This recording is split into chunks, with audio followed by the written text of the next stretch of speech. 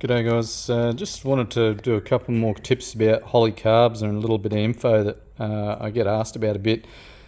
Vacuum secondary Holleys come in different generations, different styles. I don't have any spread bores here at the moment, but they also come in spread bores. This one's a square bore, which means on your throttle plate, your four throttle body butterflies are all the same size or diameter.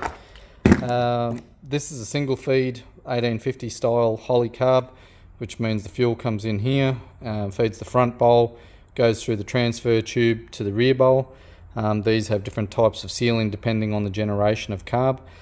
Then on the other side of the carb, you have your vacuum secondary pot.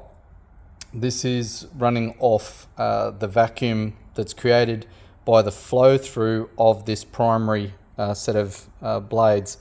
There's a lot of confusion about what people think vacuum secondaries do and how they operate.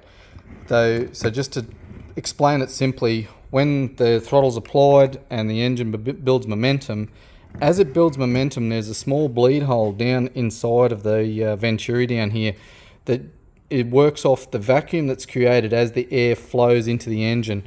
The more momentum and the more flow that's generated creates a vacuum port in here as it goes past that open venturi. And that port runs through in behind the diaphragm here. There's a little hole that runs through. It's got a little cork gasket that goes between the body of the carb and this diaphragm. And that generates vacuum on the diaphragm, which then pulls up on this rod. So the primaries have to be open. There's a locking mechanism that prevents it from opening the vacuum secondaries at any time other than when the actual throttle blade is open on the primaries. So as that vacuum is generated from the top, it pulls this diaphragm up. Now inside of here, there is a restrictor ball underneath that little vacuum port there between the top and the bottom of this diaphragm plate. And underneath here is is a single spring, and you can get different spring rates that allow for the diaphragm to open sooner or later and how fast it opens to completely open these secondaries. But no matter what you think, it's built on momentum of air flowing through here. So from the standing start, you dump the throttle open. Unless the engine starts to use CFM through these venturis, it will not open the vacuum secondaries, ever. And if you've got too heavy a spring, or if the cork gasket's got a split, or there's corrosion, the ball bearing can't move that's sitting in here as a restrictor, this will not open. Your secondaries will never open. Looking at this carb, I would say they've been opening fairly regularly because you can see all the burn marks and the backfire crap that's been accumulated on it. Sometimes you'll actually look down inside of here and you'll see dust and debris because they've never opened, and you know that something's wrong with the way this vacuum secondary works. On some different types of carbs, this is your Avenger. So the vacuum secondary pot, firstly, this has two fuel feeds. So individual feeds that run off the main line. So the front and rear bowls don't have an interchange tube. This vacuum secondary pot has two screws that hold onto it. Makes easy change of the springs that are in there. So if you don't like the spring rate, you can simply change it.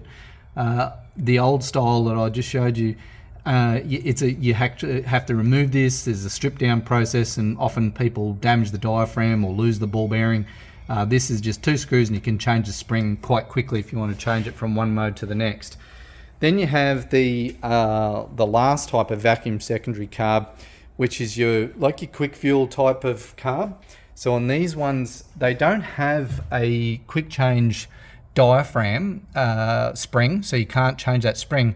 What Holley have done with these quick fuel carbs is they've put a little screw on here, and there's no longer ball bearing as a restrictor in here. So what they've done is they've said, okay, well, we're going to give you a needle that you adjust, as it says here, slow opening or fast opening. So you can screw the screw in or out to make that come on or off earlier. You can still change the springs if you want to get right down to the detailed tune.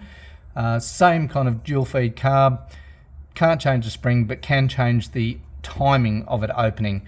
You can't change the progression unless you change the spring, but you can change that.